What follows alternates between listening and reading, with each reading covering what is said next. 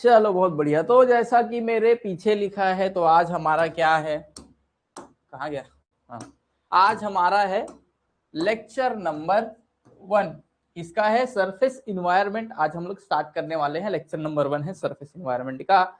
आज से लेके अगले कुछ दिनों हम लोग इस सब्जेक्ट को A to Z पूरी तरीके से कवर करने वाले हैं, ताकि जो भी क्वेश्चन आए आप लोग तीर मारें और क्वेश्चन फाड़ दें। ठीक है, चलो स्टार्ट करें बढ़िया से स्टार्ट करते हैं, कर रहा हूं। ठीक है, चलो सबसे पहले सरफेस के इन्वायरमेंट में आता है क्या, एयर पॉल्यूशन। क्या आता है, एयर पॉल्यूशन। एयर पॉल्यूशन होता क्या है, नॉर्मल भाषा में एयर पॉल्यूशन क्या है, हवा का खराब होना। मतलब हवा में कुछ ऐसी सब्सटेंसेस आ जाए, ऐसी चीजें आ जाए जो कि हार्मफुल हो या फिर हवा को खराब करती है, जो कि हमारे हेल्थ के लिए खराब हो, वो सब चीजें जब हवा में मिल जाए तो उसको क्या बोलते हैं, एयर पॉल्यूशन बोल देते हैं। ठीक है, उसी को हम लोग क्या बोल देते हैं, एयर पॉल्यूशन। अब आसपास इन्वायरमेंट में क्या होता है, बहुत सारे पॉल्यूटेंट्स होते हैं, एयर पॉल्यूटेंट्स होते हैं। कुछ गैस हो गया, कुछ डस्ट हो गए, स्मोक हो गया, फॉग हो गया, जो भी चीजें हैं वो सब क्या है, एक तरीके से एयर को खराब कर रही है। मतलब एयर में कोई फॉरेन मटेरियल आ जाए, बाहर के मटेरियल आ जाए जो कि एयर को खराब करे, वो सब मिलके जो एयर को खराब करते हैं वो क्या कहलाएगा, एयर पॉल्यूशन कहलाएगा। ठीक है, अब क्या क्या टाइप्स ऑफ पॉल्यूटेंट्स होते हैं ध्यान देंगे। ठीक है, यहाँ पे क्या है, टाइप्स ऑफ पॉल्यूटेंट्स, क्या क्या टाइप के आपके पास पॉल्यूटेंट्स होते हैं। ठीक है, तो यहाँ पे एक है प्राइमरी पॉल्यूटेंट होता है हमारे पास। ठीक है, दूसरा क्या होता है, सेकेंडरी पॉल्यूटेंट होता है हमारे पास। ठीक है, पहला एक प्राइमरी पॉल्यूटेंट, सेकेंडरी पॉल्यूटेंट। अब प्राइमरी पॉल्यूटेंट क्या है भाई, समझना। ठीक है, प्राइमरी पॉल्यूटेंट क्या है, अब जैसे कुछ भी इंडस्ट्री से, कुछ भी कंपनी से कुछ गैसेस निकली, कहाँ पे, इन्वायरमेंट में गैसेस निकली। अब ये जो गैसेस हैं जो कि डायरेक्ट मतलब कहीं भी इंडस्ट्री से निकल रहा है और एयर को पॉल्यूट कर रहा है। ठीक है, सीधे पॉल्यूट कर रहा है। ठीक है, तो वो सब क्या है, प्राइमरी पॉल्यूटेंट है। जो निकला वही पॉल्यूटेंट है और एयर को पॉल्यूट कर दिया तो वो क्या हो गया, प्राइमरी पॉल्यूटेंट हो गया। क्या लिखा है, pollutants that are emitted directly into the air, सीधे एयर पे जाएंगी और एयर को पॉल्यूट कर देगा। एग्जाम्पल के लिए क्या बोल सकते हैं, SO2, NO2, carbon monoxide, carbon dioxide, ये सारी चीजें क्या है, इंडस्ट्री से निकलती है, एटमॉस्फेयर में चली जाती है, एटमॉस्फेयर को पॉल्यूट कर देती है। तो ये सब क्या है, प्राइमरी पॉल्यूटेंट है। तो सेकेंडरी पॉल्यूटेंट क्या है, अंतर क्या है दोनों में, है ना। एक तो प्राइमरी हो गया, अब सेकेंडरी क्या होता है भैया। तो सेकेंडरी का क्या सीन है, सेकेंडरी पॉल्यूटेंट बोल रहा है, pollutants that are form due to chemical reaction of primary pollutant with the environment. अब इसका क्या मतलब हुआ, ये पॉल्यूटेंट जो है वो भी बनते किससे हैं, तो प्राइमरी पॉल्यूटेंट से ही बनते हैं। लेकिन बनते कैसे हैं, कोई भी इंडस्ट्री है, अब उसने क्या किया, प्राइमरी पॉल्यूटेंट इन्वायरमेंट में छोड़ा। ठीक, अब क्या होगा, जब वो इन्वायरमेंट में जाएगा तो वो डायरेक्टली पॉल्यूट नहीं करेगा, वो क्या करेगा, इन्वायरमेंट से कुछ रिएक्शन करेगा। जैसे कुछ गैसेस है वो एटमॉस्फेयर में गई, सनलाइट आ रहा है, कुछ और मतलब जैसे लाइटनिंग हो रहा है, कुछ और चीजें भी हो रही है, ऑक्सीडेशन हो रहा है। ये सारे प्रोसेस से क्या होता है, जो सब्सटेंस हमारे इंडस्ट्री से निकला है उसका निकलने के बाद कुछ और केमिकल रिएक्शन होता है, तब जाके वो क्या बनता है, सेकेंडरी पॉल्यूटेंट बनता है। कैसे होगा, सबसे पहले क्या होगा, प्राइमरी पॉल्यूटेंट मेरा है, प्राइमरी पॉल्यूटेंट निकला, अरे अभी चालू ही हो रहा है, कुछ ज्यादा नहीं हो रहा है। ठीक है, तो प्राइमरी पॉल्यूटेंट है भाई। ठीक है, अब प्राइमरी पॉल्यूटेंट कहां पे जाएगा, प्राइमरी पॉल्यूटेंट सबसे पहले जाएगा इन्वायरमेंट में, इन्वायरमेंट में गया प्राइमरी पॉल्यूटेंट। ठीक है, इन्वायरमेंट में चला गया।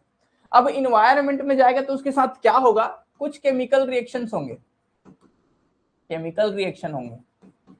ठीक है, अब इस केमिकल रिएक्शन के बाद ये क्या बन जाएगा, सेकेंडरी पॉल्यूटेंट बन जाएगा, सेकेंडरी पॉल्यूटेंट बन जाएगा। ठीक है, प्राइमरी पॉल्यूटेंट एटमॉस्फेयर में गया, उसके साथ कुछ केस हो गया, कुछ रिएक्शन हो गया उसके साथ, फिर अब वो जाके क्या बन गया, सेकेंडरी पॉल्यूटेंट बन गया। ठीक है, तो ये दोनों ही एक तरीके का पॉल्यूटेंट है जो कि एयर को पॉल्यूट करते हैं। अब इसके एग्जांपल्स क्या है, जैसे कि ओजोन इसका एग्जांपल है, स्मोक इसका एग्जांपल है। ओजोन क्या होता है, O3, कुछ गैसेस और ऑक्सीजन के सनलाइट के संपर्क में जब आता है वो, तो O2 क्या होता है, O3 बन जाता है।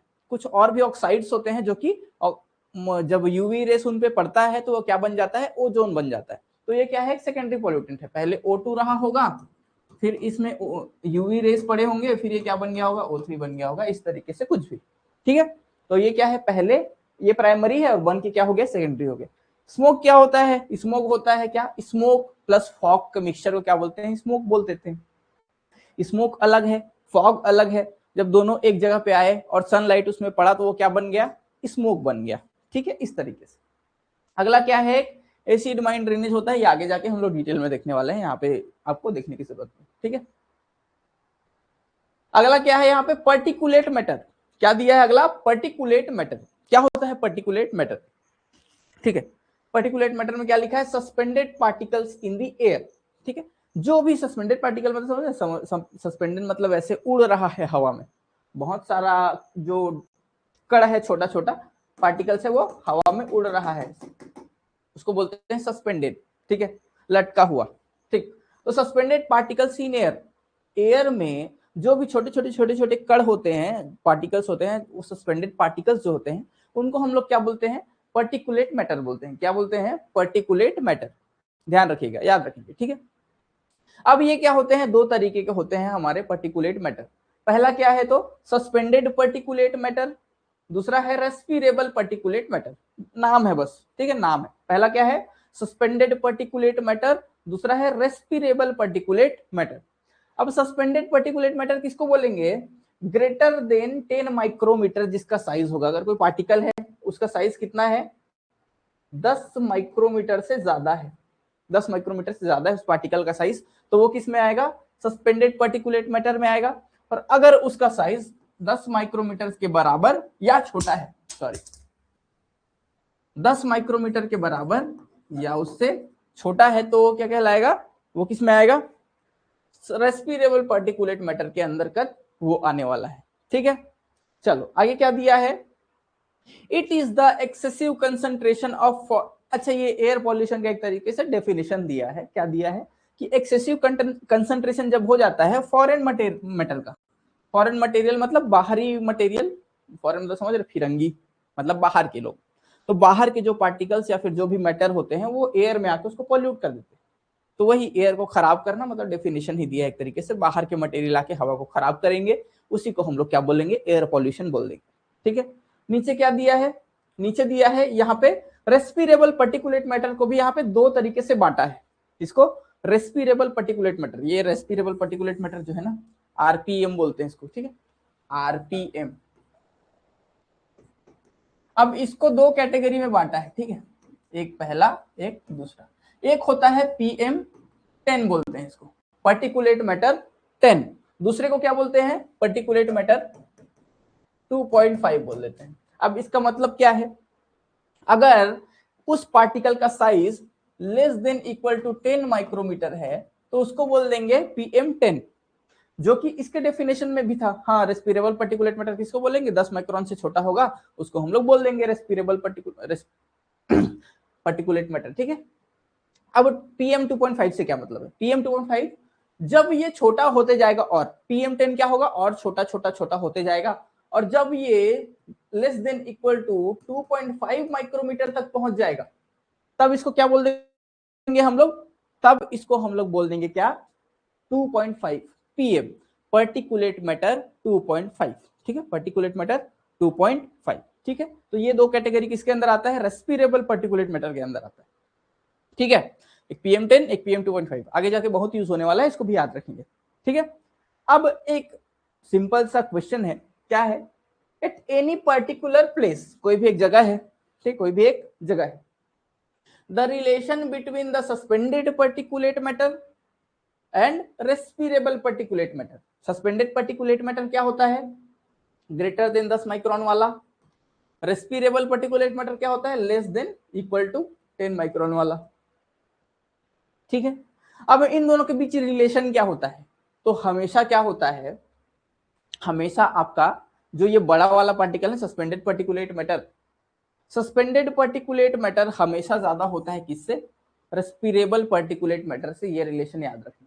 ठीक, मैक्सिमम टाइम्स, नॉट 100% श्योर ना, 100% हमेशा के लिए ये नहीं होता है, पर मैक्सिमम टाइम्स क्या होता है? हमारा सस्पेंडेड पर्टिकुलेट मैटर जो है रेस्पिरेबल पर्टिकुलेट मैटर से ज्यादा होता है किसी भी एक पर्टिकुलर प्लेस पे। ठीक है, अब क्योंकि 100% केस में क्यों नहीं होता है ना, तो क्यों नहीं होता, इसका बात यह है कि अगर मान लो कहीं पे ऐसा इंडस्ट्री है, गैस का इंडस्ट्री है मान लो, तो जो कंपनी से गैसेस निकलती है ना, उन गैसों का साइज जो है हमेशा 10 माइक्रोन से छोटा ही होता है, गैस के पार्टिकल्स जो होते हैं, ठीक है। तो उस लोकेशन पे जब हम लोग जाएंगे और चेक करेंगे तो उस लोकेशन पे तो हमेशा आरपीएम जो है एसपीएम से ज्यादा ही होगा, क्योंकि रेस्पिरेबल पार्टिकुलेट मैटर छोटे छोटे को बोलते हैं, तो वहां पे रेस्पिरेबल पार्टिकुलेट मैटर ज्यादा हो जाएगा। तो किसी ऐसे जगह का बात हम लोग नहीं कर रहे हैं, किसी पर्टिकुलर प्लेस, मतलब जनरलाइज्ड प्लेस है, जैसे मान लो मैं कहीं यहीं पे गली में निकला और वहां का एयर का सैंपल ले लिया, तब का बात हो रहा है, ठीक है। तब क्या होगा, सस्पेंडेड पार्टिकुलेट मैटर जो है रेस्पिरेबल पार्टिकुलेट मैटर से थोड़ा सा ज्यादा होगा हमेशा, ठीक, ठीक है, बढ़िया। ठीक है, अगला क्या है हमारे पास, NaAQS। क्या है हमारे पास, NaAQS।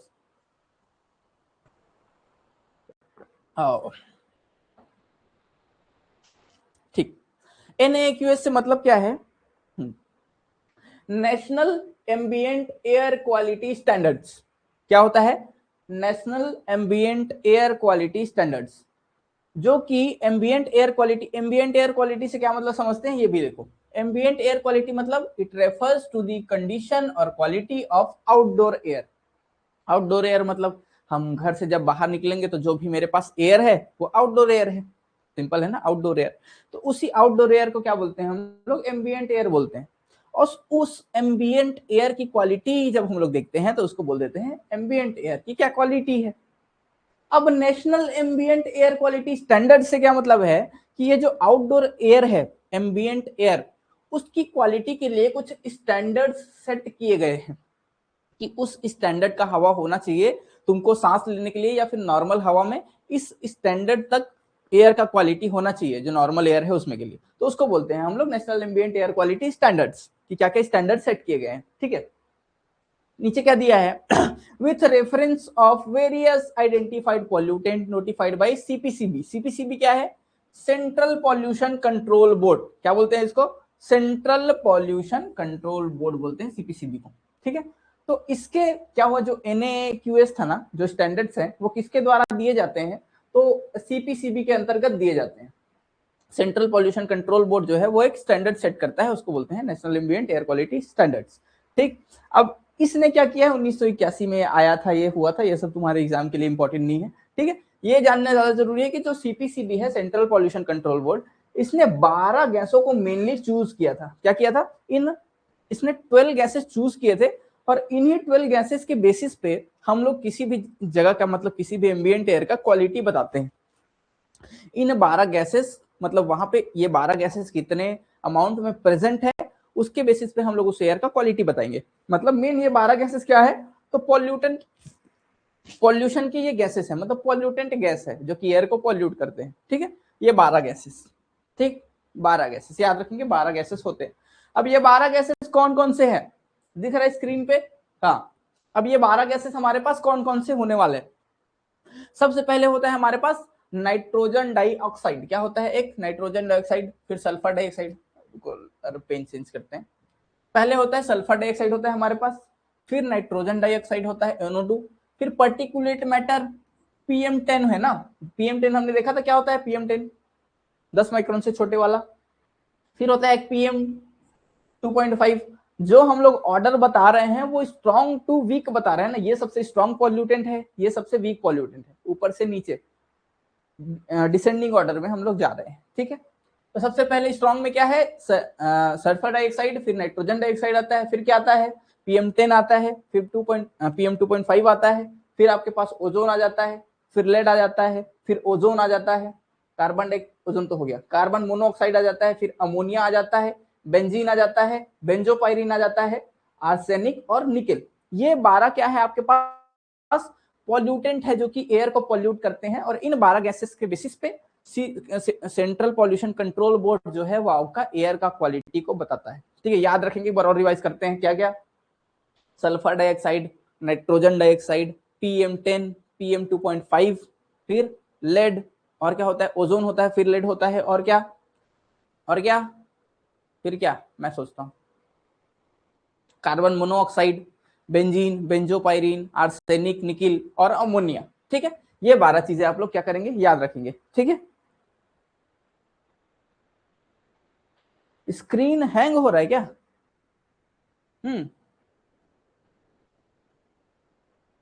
स्क्रीन तो हिल ही नहीं रहा है तो हैंग क्यों होगा? मैं हैंग हो रहा हूं क्या? एम आई हैंगिंग? अब ठीक है? ठीक है, चलो बढ़िया। अभी तो ठीक है ना? ठीक है, बढ़िया।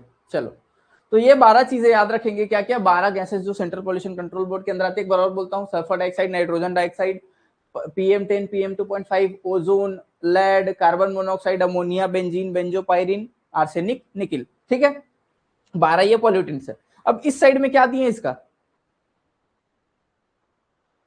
हाँ, इस साइड में क्या दिया है इसका? देखो, टाइम वेटेड एवरेज दिया है। अगर मैं एनुअल की बात करूंगा, एनुअल की बात करूंगा, तो इंडस्ट्रियल एरिया और इकोलॉजिकल सस्पेंडेड एरिया।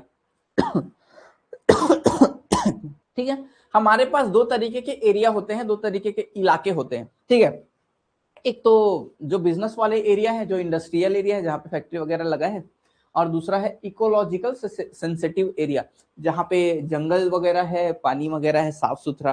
तो वहां पे हमारा क्या होना चाहिए? पॉल्यूशन कम होना चाहिए, ताकि पेड़ पौधों को नुकसान ना पहुंचे, है ना?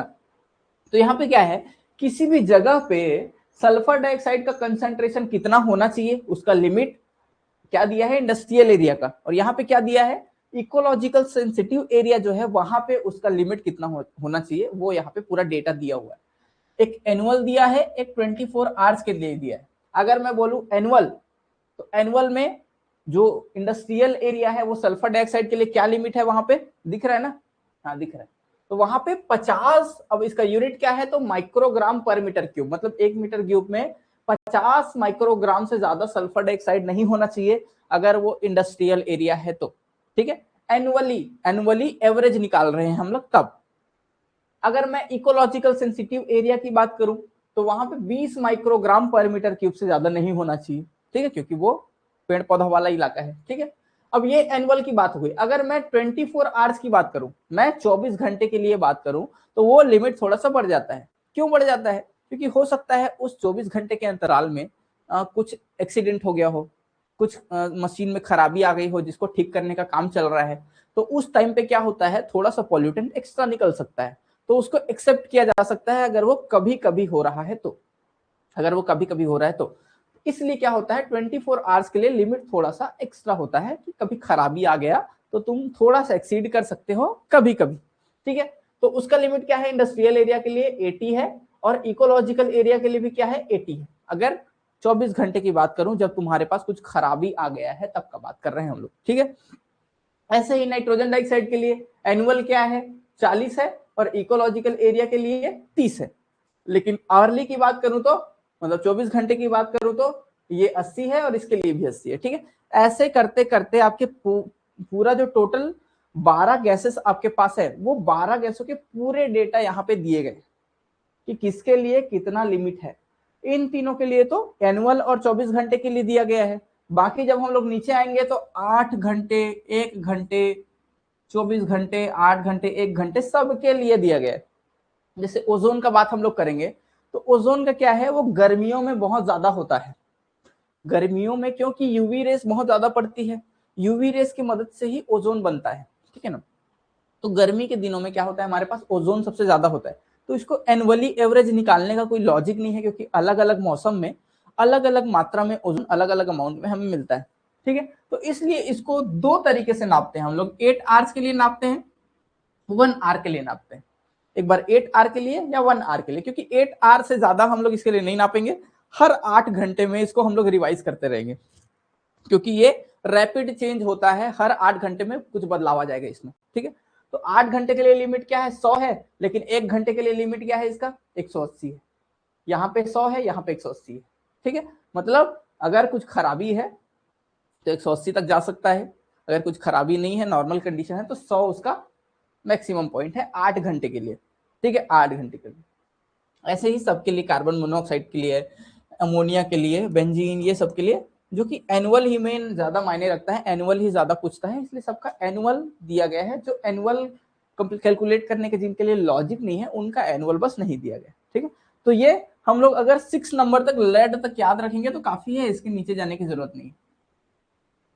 सारे 12 गैसों के नाम आपको याद होने चाहिए, लेकिन ऊपर के 6 जो हैं उनके लिमिट भी अगर हो सके तो याद होना चाहिए। आज तक पूछा नहीं गया है, लेकिन हो सकता है अगर पूछेगा तो इन 6 से नीचे नहीं आता, क्योंकि ऊपर के 6 जो हैं ये ज्यादा मेन पॉल्यूटेंट्स है, एयर को पॉल्यूट करने वाले। ठीक है, ठीक है, ठीक है।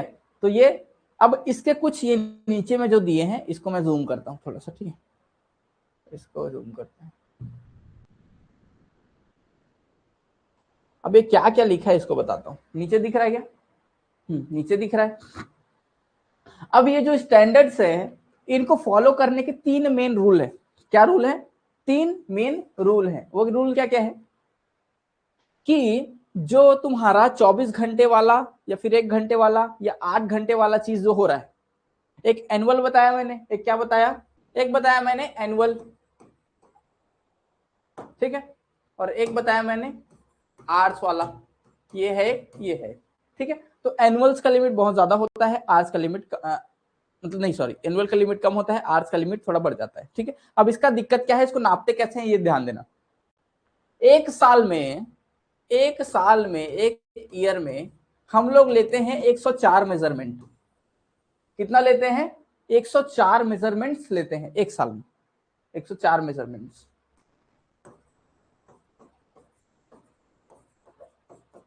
अब इसका हम लोग अर्थमेटिक मीन कैलकुलेट करते हैं, ठीक है। अर्थमेटिक मीन मतलब एक तरीके से एवरेज, एक तरीके से एवरेज कैलकुलेट करते हैं। साल में हम लोग 104 बार रीडिंग लेंगे सेम जगह का, उसका अर्थमेटिक मीन मतलब एवरेज निकालेंगे, तब जाके वो क्या बनेगा, एनुअल जो मेरा उस एरिया में कंसंट्रेशन है वो बनेगा। जैसे मैंने बोला कि एनुअल लिमिट 50 है, एनुअल लिमिट 50 है।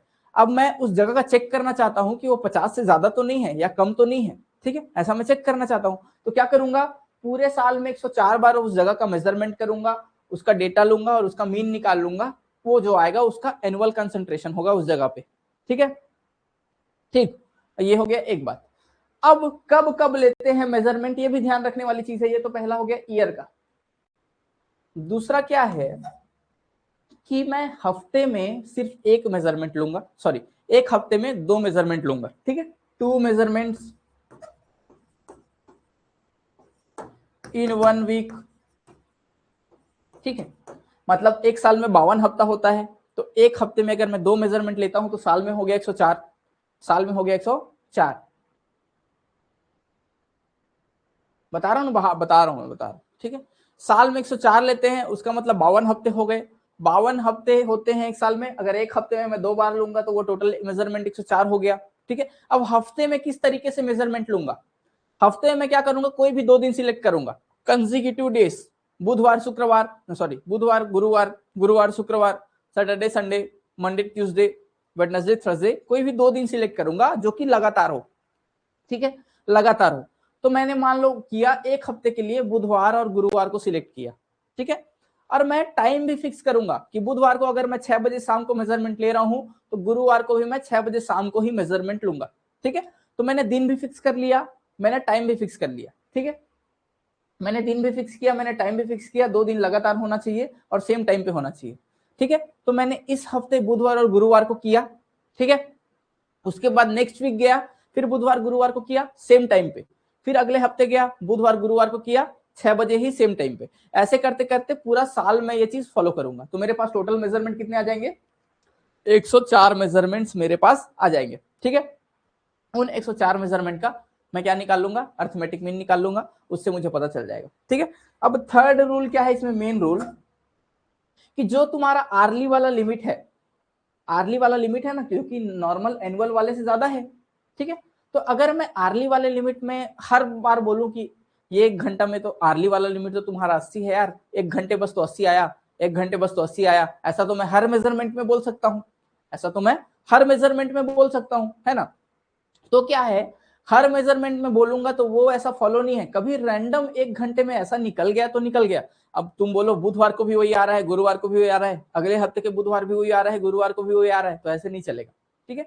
तो जितना भी रीडिंग तुम लिए हो, जितना भी रीडिंग तुम लिए हो, उससे 2% से कम होना चाहिए, 2% से कम होना चाहिए, मतलब 2% से ज्यादा नहीं होना चाहिए तुम्हारा क्या, 1 घंटे वाला लिमिट जो है उस पे जाना नहीं चाहिए। मतलब तुम्हारा सिंपल ये समझो कि एनुअल वाला जो लिमिट है, एनुअल वाला जो लिमिट है वो तुम्हारा जितना भी रीडिंग लोगे उससे 2% में उससे ज्यादा नहीं जाना चाहिए। जैसे मान लो मैं 100 मेजरमेंट लेता हूं, ठीक है, 100 मेजरमेंट लेता हूं और मेरा एनुअल लिमिट है 50 का, तो मेरा 2 बार मैक्सिमम 50 से पार जा सकता है, तीसरी बार 50 से पार नहीं जाना चाहिए, तीसरी बार 50 से पार नहीं जाना चाहिए। तो मैक्सिमम 2% में हो सकता है, 2% से ज्यादा नहीं होना चाहिए आपका लिमिट एक्सीड।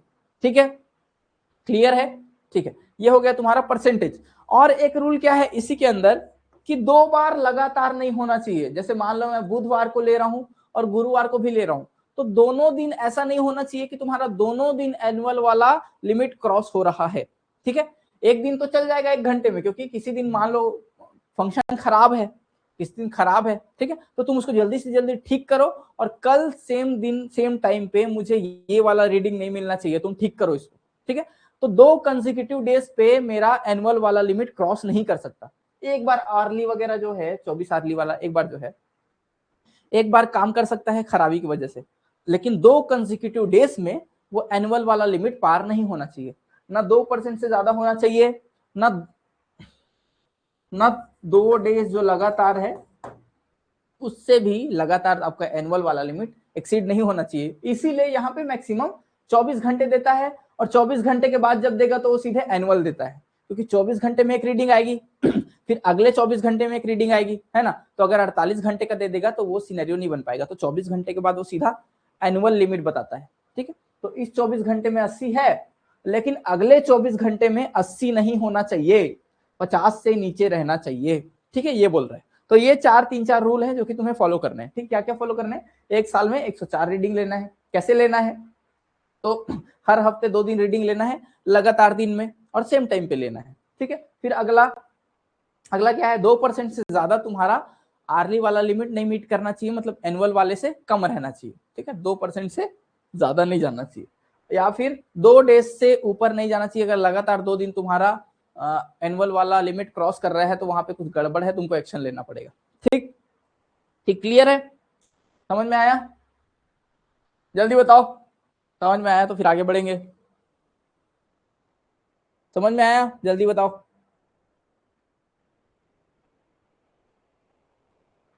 जल्दी जल्दी। अच्छा, 2 डेज वाला, 2 डेज वाला, ठीक है। 2 डेज में क्या है कि अगर लगातार, जैसे मान लो मैं बुधवार और गुरुवार को 2 दिन सिलेक्ट किया हूं लेने के लिए, ठीक है, मैं मेजरमेंट लेने के लिए। अब बुधवार को ऐसा सिनेरियो है कि तुम्हारा मशीन खराब है और तुम्हारा एनुअल वाला लिमिट जो है वो क्रॉस हो रहा है। तुम्हारा क्या हो रहा है? एनुअल वाला लिमिट क्रॉस हो रहा है। ठीक है, तो जब मैं गुरुवार को चेक करने फिर जाऊंगा तो वो दिन ऐसा नहीं होना चाहिए कि फिर से तुम्हारा एनुअल वाला लिमिट क्रॉस हो रहा है। मतलब 2 कंसेक्यूटिव डेज, 2 लगातार डेज में खराबी नहीं होना चाहिए। ठीक है, एक दिन तुम्हारा एक्सीड होगा तो चल जाएगा, हो सकता है उस दिन खराबी हो, है ना।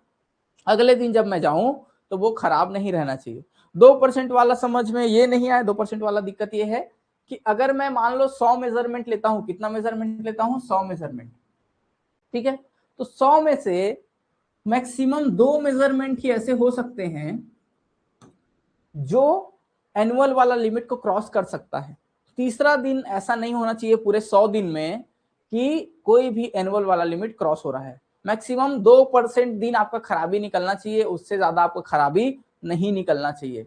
फिर मैं एक्शन लूंगा। आपका सिस्टम ठीक नहीं है, आप लोग खराब क्वालिटी में काम कर रहे हो, ऐसा मैं कंसीडर करूंगा। ठीक है, तो मैक्सिमम 2% में आपसे मिस्टेक अवेलेबल है, मतलब एक्सेप्टेबल है। 2% से ज्यादा में आपसे एक्सेप्टेबल नहीं है। ठीक है, ठीक है, चलो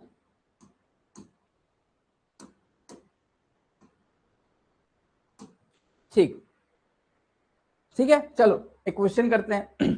इन ambient air of industrial area, industrial air का एम्बिएंट एयर मतलब थर्ड पॉइंट,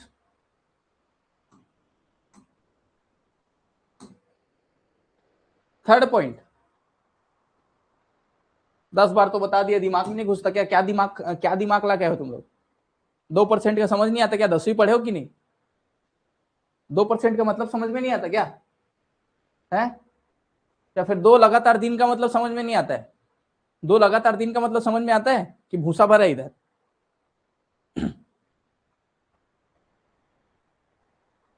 थर्ड पॉइंट में क्या लिखा है, या तो 2% से ज्यादा नहीं होना चाहिए या 2 कंसेक्यूटिव डेज में नहीं होना चाहिए। ठीक है, ठीक है। 2% का क्या मतलब है कि अगर मैं जितना भी मेजरमेंट ले रहा हूं उससे 2% में, जितना भी मेजरमेंट मैं लूंगा उससे 2% से ज्यादा खराबी नहीं निकलना चाहिए। अगर मैं 100 मेजरमेंट लेता हूं तो 100 मेजरमेंट का 2% कितना होगा, 2 दिन, 2 मेजरमेंट। तो 2 मेजरमेंट मैक्सिमम खराब निकलना चाहिए, 2 मेजरमेंट से ज्यादा आपका खराब नहीं निकलना चाहिए। खराब से क्या मतलब है कि आपका ये वाला लिमिट क्रॉस नहीं करना चाहिए, एनुअल वाला लिमिट क्रॉस नहीं करना चाहिए। ठीक है, 2%। अगला क्या, यहां पे और क्या दिया है, 2 दिन, 2 लगातार दिन। 2 लगातार दिन मतलब मान लो मैं बुधवार या गुरुवार 2 दिन सिलेक्ट करता हूं लगातार दिन, तो अगर बुधवार वाले दिन मैं 50 को क्रॉस कर देता हूं, मैं अपना लिमिट क्रॉस कर देता हूं, तो गुरुवार को मैं वो लिमिट क्रॉस नहीं कर सकता। मैक्सिमम मतलब लगातार कंसेक्यूटिव 2 दिन में मैं वो चीज क्रॉस नहीं कर सकता, सिर्फ एक ही दिन मुझे अलाउ होगा।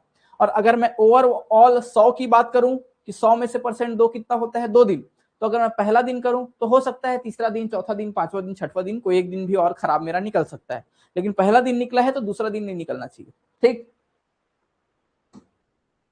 ठीक, चलो इसको देखो। In ambient air of industrial area, ambient air मतलब समझ गए, आउटडोर एयर, कोई भी जगह है उसके बाहर में जो एयर है उसको क्या बोल देंगे, एम्बिएंट एयर। तो in ambient air of industrial area the permissible concentration of suspended PM10 measured on 24 hours average is, क्या बोल रहा है, कोई भी इंडस्ट्रियल एरिया है, क्या एरिया बोला, इंडस्ट्रियल एरिया बोला, उसमें PM10 जो है उसका 24 आवर के लिए एवरेज कंसंट्रेशन कितना है, लिमिट पूछ रहा है, लिमिट पूछ रहा है। ठीक है, तो यहाँ पे हमने क्या देखा टेबल में, PM10 कहाँ पे है, पहले वो ढूंढते हैं। PM10 कहाँ पे है, थर्ड नंबर पे है, पार्टिकुलेट मैटर PM10 दिख रहा है, दिख रहा है ना, हाँ PM10, ये PM10 है। अब इसका 24 ये है, 24 वाले का इंडस्ट्रियल एरिया, ये इकोलॉजिकल एरिया है, इंडस्ट्रियल एरिया, तो 24 आवर्स के लिए इंडस्ट्रियल एरिया कितना दिया है, 100, तो इसका लिमिट कितना हो जाएगा, 100। ठीक है, आपका बी सही ऑप्शन। ठीक, समझ में आया, समझ में आया, क्लियर है, क्लियर है, जल्दी बताओ। ठीक है, 2% 2 दिन वाला क्लियर है कि और समझाना पड़ेगा, गाली खाए हो तो कुछ समझो भी तब भी तो काम का है। ठीक है, ठीक,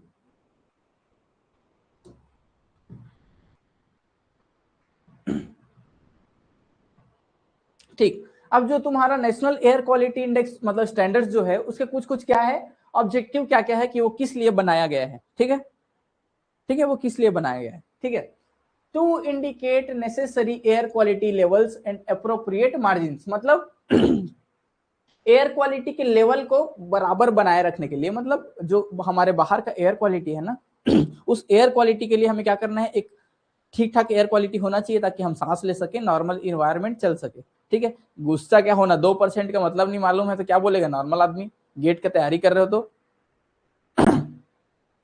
ठीक है, तो मतलब हमें क्या करना है, बाहर का एयर का एक क्वालिटी डिसाइड करना होता है, इसलिए इसका निर्माण किया गया, इसको बनाया गया। ठीक है, दूसरा क्या है, to provide a uniform yardstick for assessment of air quality, एक बाहर की क्वालिटी का जो एयर का क्वालिटी है उसका क्या करने के लिए, उसका असेसमेंट करने के लिए कि वो बाहर वाला जो एयर क्वालिटी है वो ठीक है कि नहीं, इसको असेस करने के लिए मुझे कुछ स्टैंडर्ड चाहिए। मतलब मैं कैसे असेस करूंगा, कैसे उसको नंबर दूंगा कि 10 में वो कितना नंबर पाया, तो मुझे 10 नंबर सेट करना पड़ेगा, मुझे एक स्टैंडर्ड सेट करना पड़ेगा जिसके रिफरेंस में मैं उसको क्वालिटी चेक करूंगा। ठीक है, इसके लिए इसको बनाया गया, to indicate the extend and need of monitoring programme. ठीक है, मतलब वहां पे कितना मॉनिटरिंग प्रोग्राम लगाने का हमें जरूरत है, मतलब हमें कितना ज्यादा उसको मॉनिटर करना है, कितना वो खतरा है भविष्य के लिए, ये सब भी पता करने के लिए क्या बनाया गया है, national ambient air quality index standards बनाए गए। मेनली ये चीज याद रखना कि स्टैंडर्ड्स क्यों बनाए जाते हैं, वहां के बाहर वाले जो इन्वायरमेंट है, जो एयर है, उसको एक स्टैंडर्ड तक के क्वालिटी में रखने के लिए एक स्टैंडर्ड बनाए गए हैं। ठीक है, बस इतना ही, नहीं याद रखोगे तो भी चलेगा। ठीक है, ये सब बहुत ज्यादा पढ़ने की जरूरत नहीं, थ्योरी कभी आता नहीं है। ठीक है, बस देख लो इंपॉर्टेंस क्या है एयर क्वालिटी मॉनिटरिंग के। मतलब एयर क्वालिटी मॉनिटरिंग मतलब जब मैं अपने आउटडोर एयर का मॉनिटरिंग करूंगा मतलब मॉनिटर करूंगा कि वो कितना कितना वहां पे पॉल्यूटेंट का कंसंट्रेशन है, सल्फर डाइऑक्साइड यहाँ पे कितना है, नाइट्रोजन डाइऑक्साइड यहाँ पे कितना है, ओजोन यहाँ पे कितना है, ये सब मैं क्या करूंगा, मॉनिटर करूंगा। ठीक है, और उसी मॉनिटर करूंगा तब मुझे कंसंट्रेशन पता चलेगा सबका, और कंसंट्रेशन पता चलेगा उसके बेसिस में मैं बताऊंगा कि एयर खराब है या अच्छा है ना।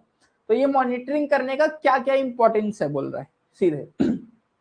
If air quality is meeting national standards, मतलब वो नेशनल स्टैंडर्ड्स को मीट कर रहा है कि नहीं, पहले जो मैंने बोला, ठीक है, मीट कर रहा है कि नहीं वो, ठीक है। Determine the highest pollutant concentration, वहां पे सबसे हाईएस्ट कौन सा पॉल्यूशन है जिसका कंसंट्रेशन सबसे ज्यादा है, ठीक है, हाईएस्ट कंसंट्रेशन किसका है ये बताने के लिए, ताकि उस तरीके का उपचार किया जा सके। अगर कहीं पे कुछ पर्टिकुलर पॉल्यूटेंट बहुत ज्यादा मात्रा में है तो हम लोग क्या करेंगे, उसके लिए पर्टिकुलर जो चीज समाधान निकल सकता है वो समाधान वहां पे लागू करेंगे ताकि वो पॉल्यूटेंट कम हो जाए। ठीक है, थर्ड क्या है, understand how pollutants behave and their relationship with the weather, कि जो पॉल्यूटेंट है वो बिहेव कैसे कर रहे हैं, ठीक है, और उसका वेदर के साथ क्या रिलेशन है, कि वो जो भी आसपास का मौसम है या फिर जो भी इन्वायरमेंट है उसको किस तरीके से खराब करता है या किस तरीके से उसको रिएक्ट करता है। ठीक, validate pollution modelling use to test, ये सब जो कि है वो याद रखने की जरूरत नहीं है। जैसे फोरकास्ट एयर क्वालिटी के सामने आगे वाला जो एयर क्वालिटी है उसको फोरकास्ट कैसे करें, आगे क्या होने वाला है, ये सब देख लेना, ये सब आएगा नहीं, और क्या क्या इंपॉर्टेंट चीजें हैं वो भी देख सकते हो, कोई बड़ी बात नहीं। ये क्या है, अब air pollutants and their sources and their effect, क्या क्या हमारे पास एयर पॉल्यूटेंट्स है। जो 12 एयर पॉल्यूटेंट्स मैंने बताया वो तो मुझे पता चल गया कि ये सारी चीजें क्या है, एयर पॉल्यूटेंट्स हैं। ठीक है, अब उनके क्या क्या इफेक्ट हैं, कहां कहां से वो बनते हैं, सोर्सेस क्या है, और कौन कौन से पॉल्यूटेंट है, इसको डिटेल में हम लोग अब आगे देखेंगे।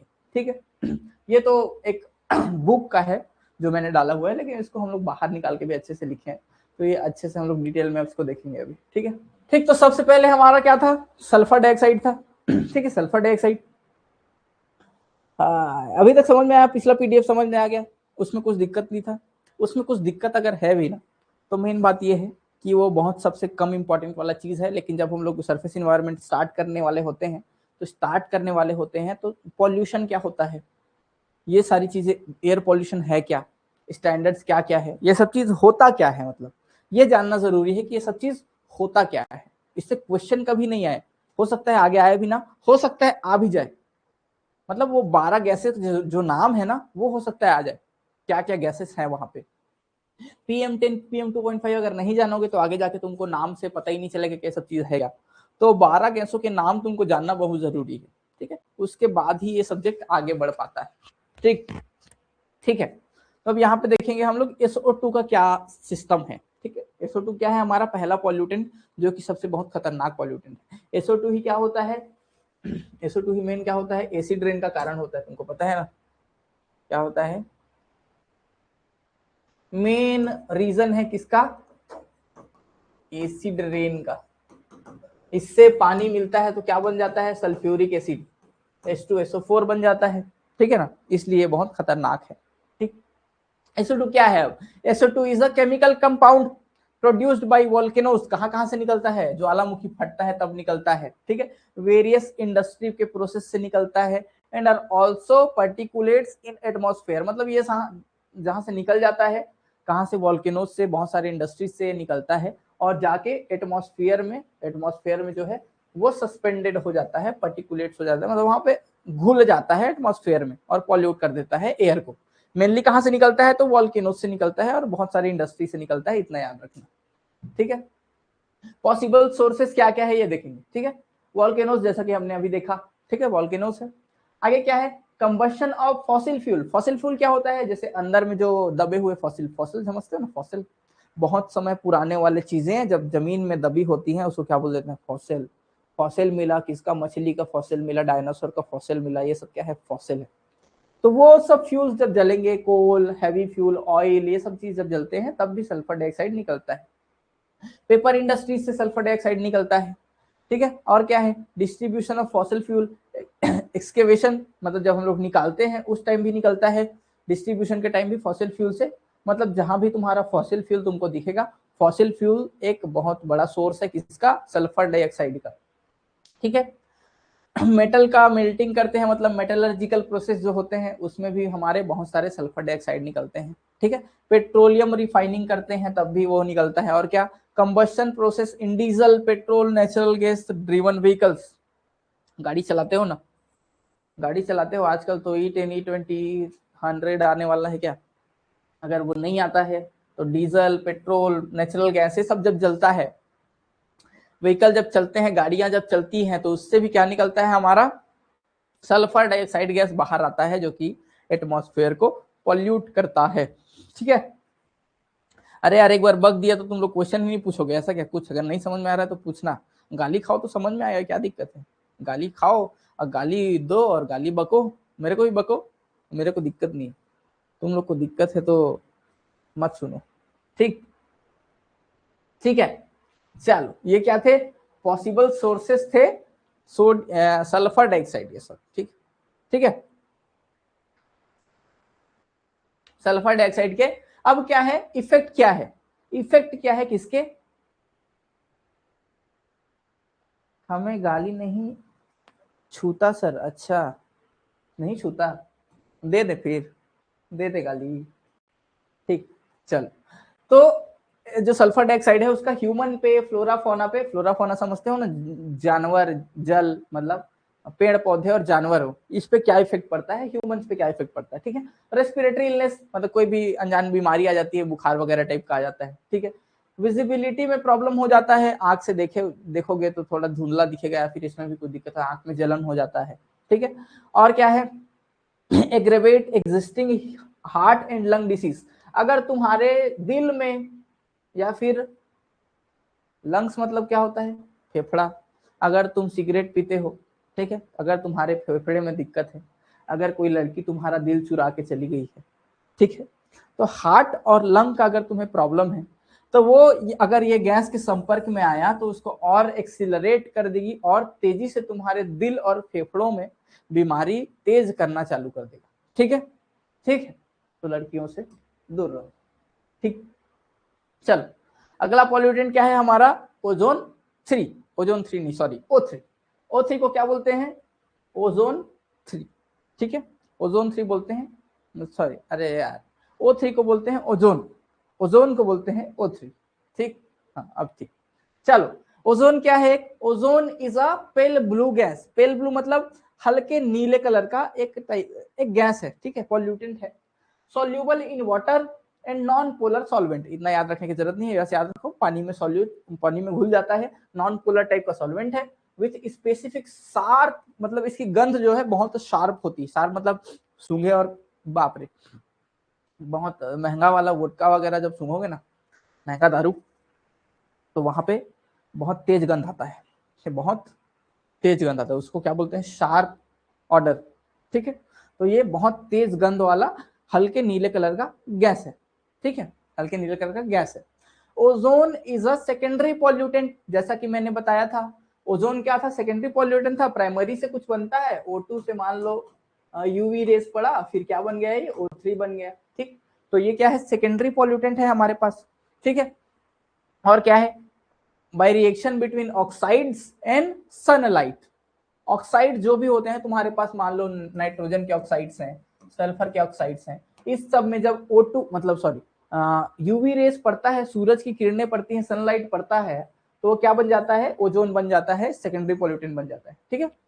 Peak O3 levels occur typically during the warmer times of the year में, जैसे कि मैंने बताया था गर्मी के मौसम में बहुत ज्यादा मात्रा में ओजोन मिलती है हमें, तो अगर पीक वार्मर मतलब गर्मी का अगर मौसम है तो वहां पे O3 का क्या होता है, पीक टाइम होता है, पीक टाइम होता है, क्यों, क्योंकि सनलाइट से बनता है ओजोन, और अगर वार्मर दिन है, गर्मी का दिन है, तो सनलाइट बहुत तेज पड़ेगा, सनलाइट बहुत तेज पड़ेगा, तो वहां पे O3 भी सबसे ज्यादा होगा, ठीक है, उस टाइम पे। अगला क्या पॉसिबल सोर्सेस क्या है O3 के, पॉसिबल सोर्सेस क्या है, ozone is present in the atmosphere in the stratosphere, हमारे एटमॉस्फेयर में तुम जानते हो एक ओजोन लेयर होता है, ओजोन लेयर होता है स्ट्रेटोस्फेयर में, ठीक है। तो ओजोन लेयर जो है वो एक क्या है, सबसे बड़ा सोर्स है ओजोन का, वो खुद ही एक सोर्स है, उतना बड़ा है, तो also known as ozone layer, between about 10 kilometre to 50 kilometre का जो हमारे पास क्या है, लेयर है एटमॉस्फेयर में। जब हम जाएंगे 10 किलोमीटर ऊपर, वहां से लेकर 50 किलोमीटर तक क्या है हमारे पास, ओजोन का लेयर है, ठीक है। Formed by reaction of sunlight on the air, फिर वही बात, हाइड्रोकार्बन या फिर कोई भी ऑक्साइड्स है तो उसका सनलाइट के साथ जब रिएक्शन होगा, ठीक है, तो वहां पे सर टेबलेट के अकॉर्डिंग 5 नंबर पे आता है ना O3। हाँ तो अरे भाई तुम सोर्सेस देखो ना, आगे पीछे हो सकता है तो वो भी आएगा ना ऊपर, क्या क्या दिक्कत है, वो टेबल अकॉर्डिंग जमा हुआ है, ये तो मैंने ऐसी जमा दिया है। तो ये O3 क्या दिक्कत है, कहाँ सोर्स होता है, ये ध्यान देंगे अभी, मतलब कौन से सीक्वेंस में है वो भी भूल जाओ, ठीक है, सीक्वेंस तो पहले ही देख लिया हमने, ठीक है। तो वही दिया हुआ है, फिर कोई भी हाइड्रोकार्बन है, कोई भी कुछ भी है, वहां पे ऑक्साइड्स है, उसका सनलाइट से रिएक्शन होगा तो ये बनेगा। Electronic equipment such as photocopiers, photocopy करने के जो मशीन होते हैं उससे भी ओजोन यूज होता है, उसमें भी क्या निकलता है हमारा, ओजोन निकलता है। क्यों निकलता है, तुम लोग देखोगे फोटोकॉपी में लाइट ऐसे ऐसे जा रहा होता है ना, लाइट ऐसे स्कैन करता है, उससे भी यूवी लाइट निकलता है, तो वो भी जब ऑक्सीडेशन होता है उसका, यूवी लाइट से संपर्क में आता है तो वो भी क्या बनाता है, ओजोन बनाता है, ठीक है। इफेक्ट क्या क्या है जल्दी जल्दी देखते हैं इसको। लंग फंक्शन को खराब कर देता है, फेफड़ा खराब, ठीक है, गांजा। रेस्पिरेटरी इलनेस, वही थोड़ा थोड़ा बीमार होने लगता है आदमी, ठीक है। प्री मच्योर डेथ, मच्योर नहीं हुए और तुम मर गए, ठीक। अस्थमा, और ये ब्रोंचिटिस, क्या बोलते हैं इसको, ब्रोंचिटिस, ठीक है।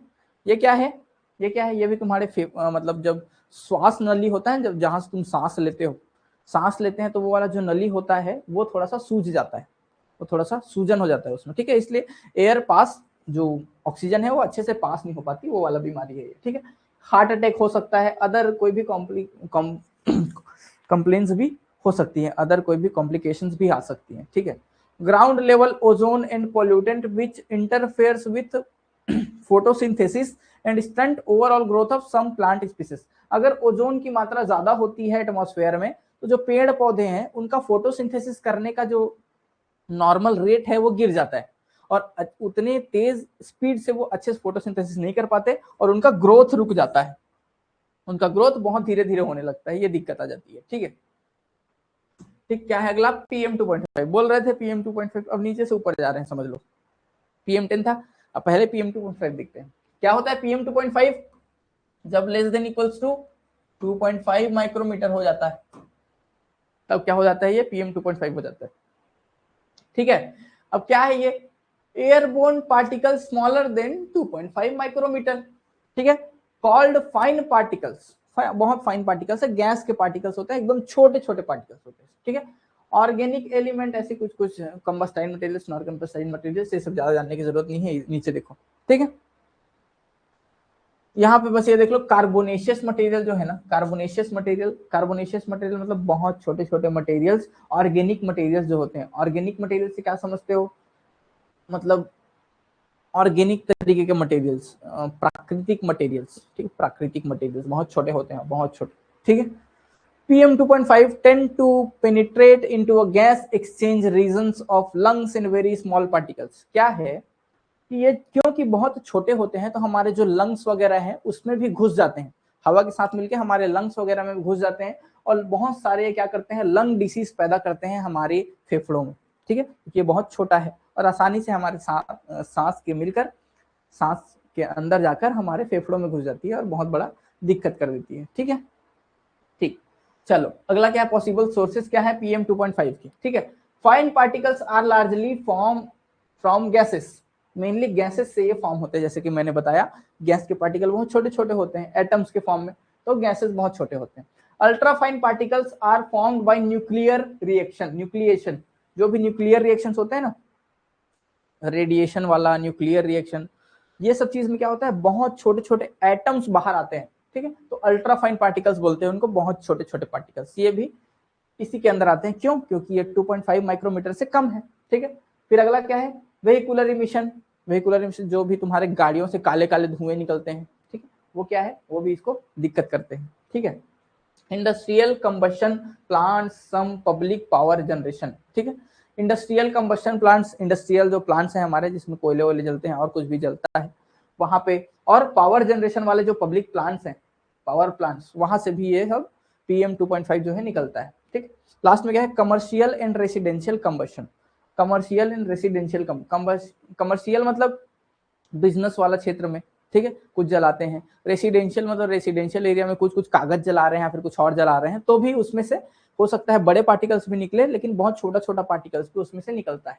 ठीक है, इसके इफेक्ट्स क्या है, ठीक है, तो ऑक्सीडेटिव स्ट्रेस, हमारे मन में स्ट्रेस होने लगता है, बहुत ज्यादा स्ट्रेस होता है। ठीक है, फिर ये भी लंग फंक्शन को खराब करता है। ठीक है, symptoms such as irritation, airways, coughing, cough होने लगता है, ब्रीथिंग में प्रॉब्लम होता है, इरिटेशन हो सकता है, ये सब चीजें, क्योंकि ये सब मेन सांस लेने में ही दिक्कत, फेफड़ा का ही दिक्कत इसमें होगा। क्यों? क्योंकि छोटा छोटा पार्टिकल है और हमारे साथ हवा में हमारे नाक मुंह से अंदर जाके हमारे फेफड़ों को खराब करता है, लंग फंक्शन खराब करता है, अस्थमा होता है।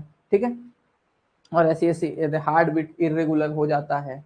ठीक है, कार्डियोफुल्मोनरी डिसऑर्डर, कार्डियोफुल्मोनरी डिसऑर्डर क्या होता है, कार्डियोफुल्मोनरी मतलब दिल और फेफड़े का प्रॉब्लम। क्या होता है ये, दिल प्लस फेफड़े का प्रॉब्लम। ठीक है, दिल प्लस फेफड़े का प्रॉब्लम, दिल प्लस फेफड़ों के जो बीमारी, जो डिसऑर्डर होते हैं उसको क्या बोलते हैं, कार्डियोफुल्मोनरी बीमारी बोल देते हैं। ठीक है, तो ये सब चीजें मेनली समझ गए ना कि सांस लेने से जा रहे हैं मतलब सांस का ही दिक्कत हो रहा है, अस्थमा, लंग्स, ये सब चीजें। ठीक है, इसमें भी होता है प्रीमैच्योर डेथ, लंग डिसीज, फिर से हार्ट और लंग डिसीज। ठीक है, चलो ठीक, अगला ऑक्साइड्स ऑफ नाइट्रोजन। ठीक है, ऑक्साइड्स ऑफ नाइट्रोजन, नाइट्रोजन के ऑक्साइड।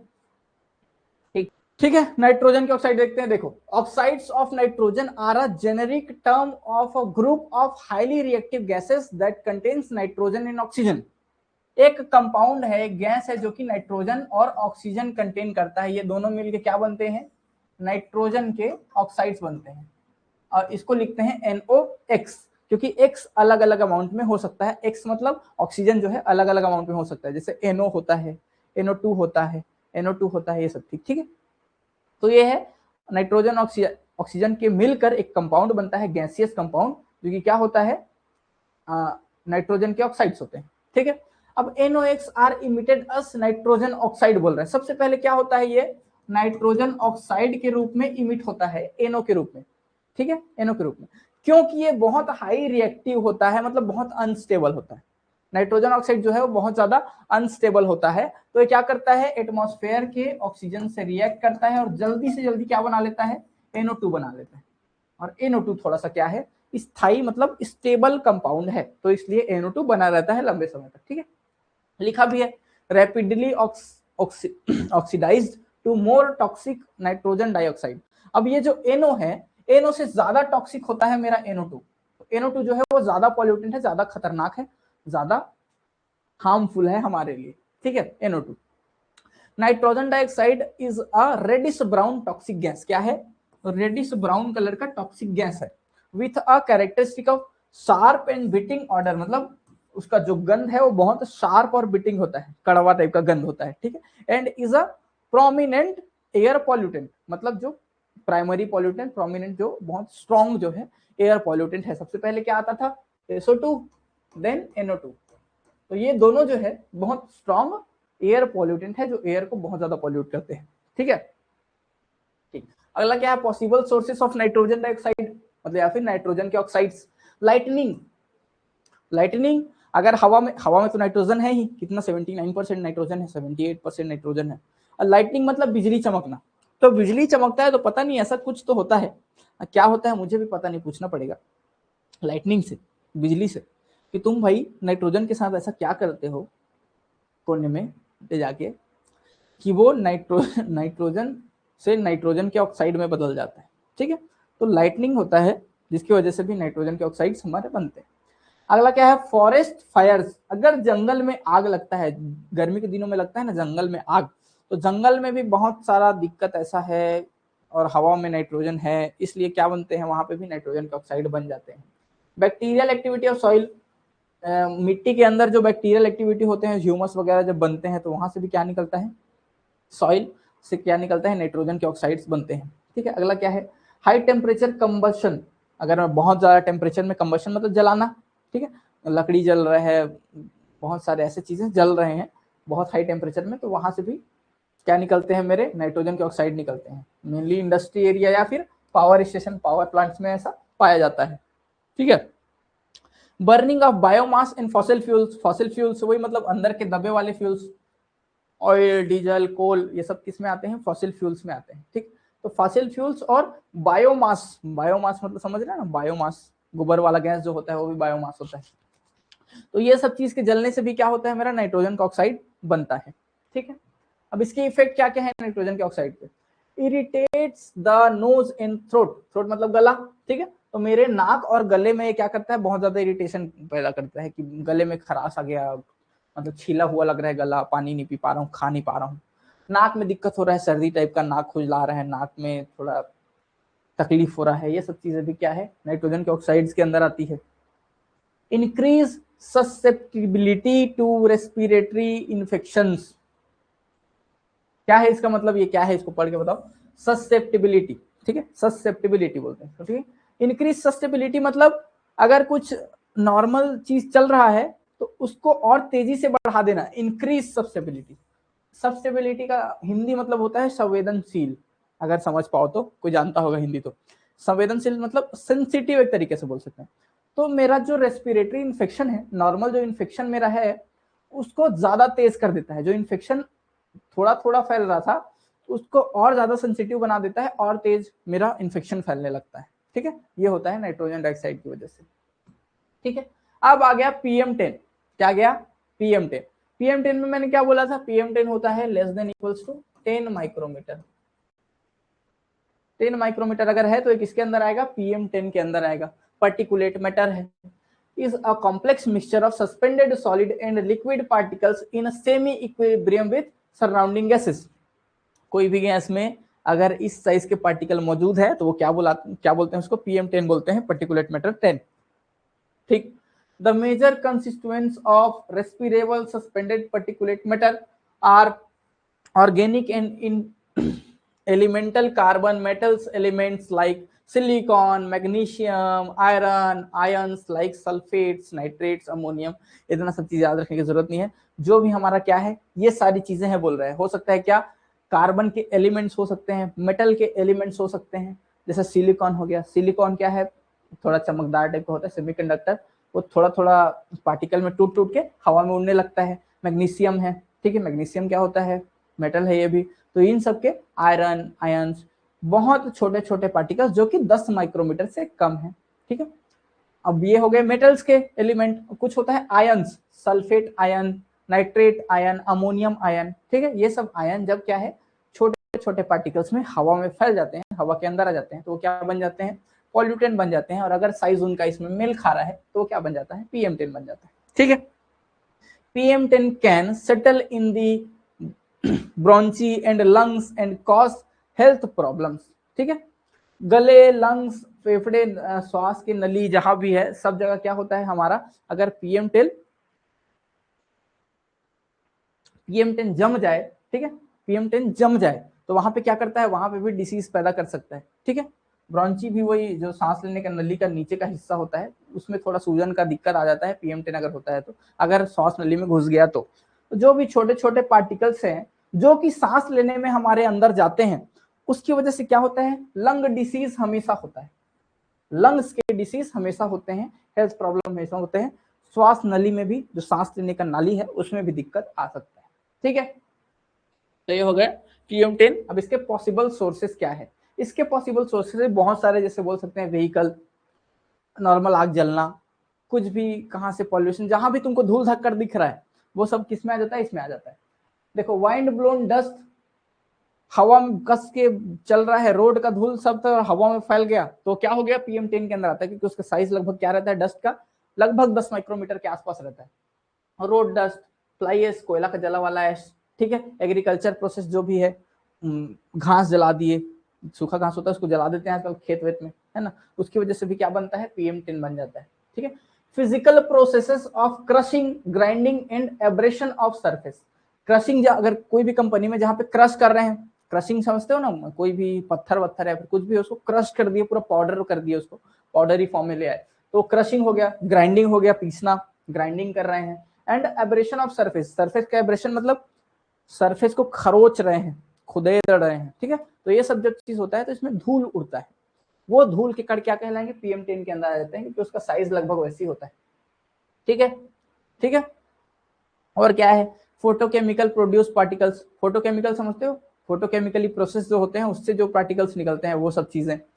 और क्या, grains, spores, plant and insect parts, plant के इंसेक्ट, प्लांट और इंसेक्ट के जो पार्ट्स होते हैं जब वो डिसइंटीग्रेट होते हैं, प्लांट और इंसेक्ट के कुछ पार्ट्स जब उससे अलग होते हैं, पेड़ से, पेड़ का जो कुछ ऐसा वाला होता है ना, पेड़ का फूल में जब पराग बोलते हैं क्या उसको, मतलब फूल के अंदर जो रहता है ना बीच में यार, बीच में रहता है छोटा छोटा छोटा छोटा पूरा पाउडर जैसा लगता है, वो जब हवा में उड़ जाता है तो उसको क्या बोल देंगे, उसकी वजह से भी PM10 बन जाता है, ठीक है। कुछ इंसेक्ट के कुछ पार्ट्स हैं वो भी जब उड़ते हैं हवा में वो भी वैसे ही PM10 बना लेते हैं, ठीक है।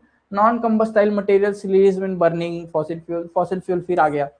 नॉन कंबस्टाइल मतलब अगर फॉसिल फ्यूल के अंदर कुछ ऐसे सब्सटेंस प्रेजेंट है जो कि जलते नहीं है, लेकिन जलेंगे नहीं भले ही, लेकिन जब मैं आग लगाऊंगा तो वो जलेंगे नहीं, हवा में ऐसे उड़ जाएंगे, तो वो भी क्या बन जाता है, PM10 बन जाता है, ठीक है। वो भी PM10 के अंदर जाके मिल जाता है, ठीक है।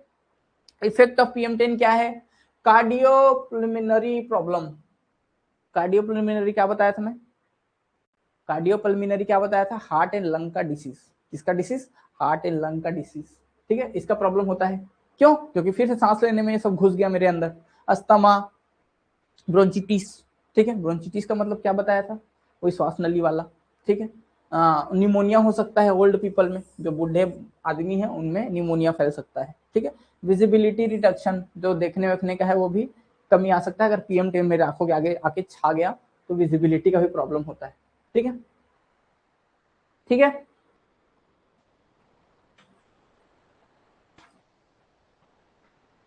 ठीक, फिर अगला आता है हमारा क्या, लेड, लेड, लेड क्या है, लेड क्या है देखो, lead is a bright silvery soft dense ductile highly malleable bluish white metal है, कितना सारा प्रॉपर्टी है देखो, ठीक है।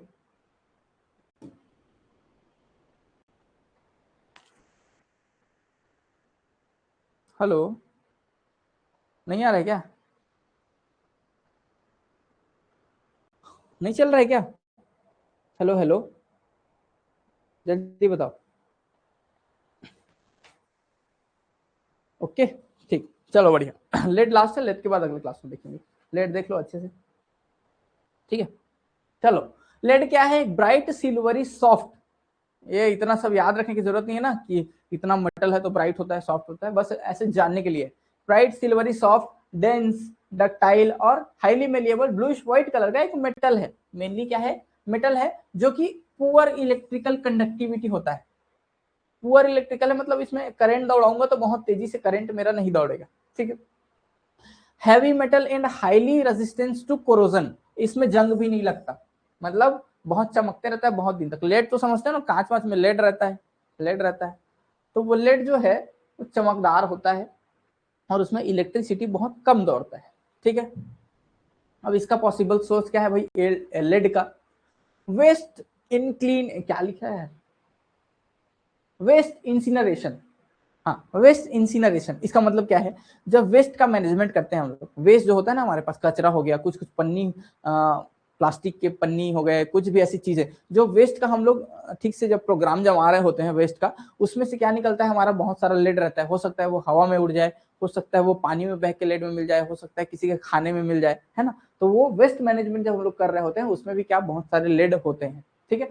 मेटल प्रोसेसिंग, जब हम लोग मेटल प्रोसेसिंग करते हैं, ऐसा है मान लो कि मैं किसी और से मेटल निकाल रहा हूँ, बॉक्साइड से हो सकता है मैं एल्यूमिनियम निकाल रहा हूँ, तो ऐसा नहीं है कि उस बॉक्साइड में 100% एल्यूमिनियम है, उसमें जब मैं एल्यूमिनियम निकालूंगा तो उसमें और बहुत सारे अदर सब्सटेंसेस होंगे, उन अदर सब्सटेंसेस में कुछ अमाउंट में हो सकता है लेड भी हो, तो ऐसी सारे ओर्स में कहीं ना कहीं किसी भी ओर में थोड़े बहुत अमाउंट में लेड होता ही है, सारे में नहीं लेकिन बहुत सारी चीजों में होता ही है। तो जब मैं मेटलर्जिकल प्रोसेस करता हूं बॉक्साइड से एल्यूमिनियम निकालने के लिए या फिर कुछ कुछ भी हेमेटाइट से आयरन निकालने के लिए कुछ भी करूंगा, तो हो सकता है अगर वहां पे लेड प्रेजेंट है तो मेटलर्जिकल प्रोसेस के दौरान वो क्या होगा, हवा में इमिट होगा लेड, तो क्या करेगा, ये भी एक सोर्स बन जाएगा पॉल्यूट करने का, लेड निकालने का। पेंट इंडस्ट्री में भी क्या होता है, बहुत अमाउंट में लेड यूज होता है पेंट को शाइनी बनाने के लिए। जैसे क्या है, पेंट चमकता क्यों है, तो पेंट को चमकाने के लिए थोड़ा सा हम लोग लेड वहां पे यूज करते हैं, तो पेंट इंडस्ट्री से भी बहुत अमाउंट में एयर में लेड नाम का पॉल्यूटेंट जाता है, ठीक है। और बहुत सारे हैं, जैसे फूड कैंस में भी लेड यूज होता है। ड्रिंकिंग वाटर, ये सब चीज में क्या होता है, फूड कैंस, ड्रिंकिंग वाटर, ये पोट्री, ये बर्निंग फॉर फूड, ये सब चीज तुम्हारा क्या है, एक तरीके से याद मत रखना ये सब चीज को, बस नॉर्मल सा देख लो कि कैसे होता है, कहाँ कहाँ पे होता है। और लेकिन अगर ये आके आपके खाने में या पानी में मिल जाता है तो आपके हेल्थ पे बहुत ज्यादा नुकसान पहुंचा सकता है, ये दिक्कत है।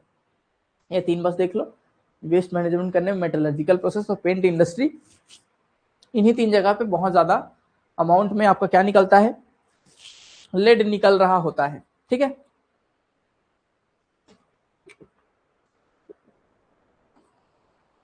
ठीक है, ठीक।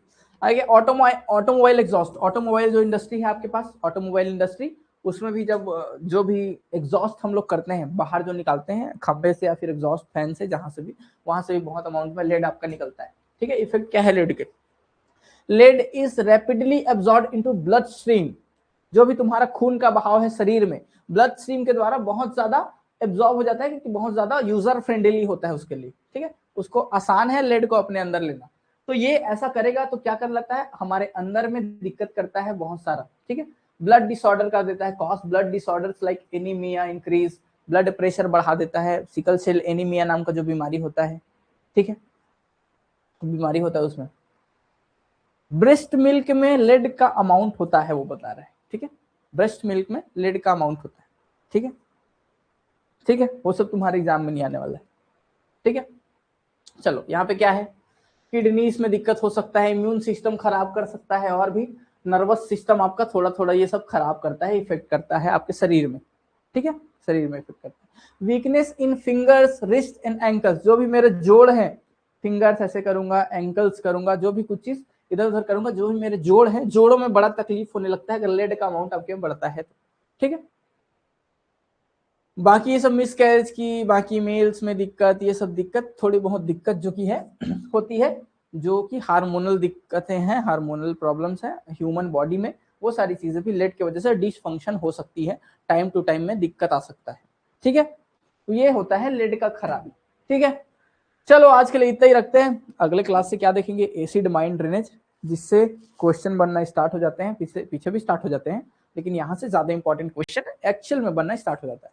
कल की क्लास से मजा आएगा, क्योंकि थोड़ा रिलेटेबल लगेगा, यहाँ तक बहुत थ्योरी होता है, बहुत कचरा है साला, दिमाग खराब, ठीक है। चलो बढ़िया, मिलते हैं फिर कल। To watch the complete video, download the Mining Gyan app from the Play Store. Enjoy a seamless learning experience without interruptions and subscribe to our YouTube channel.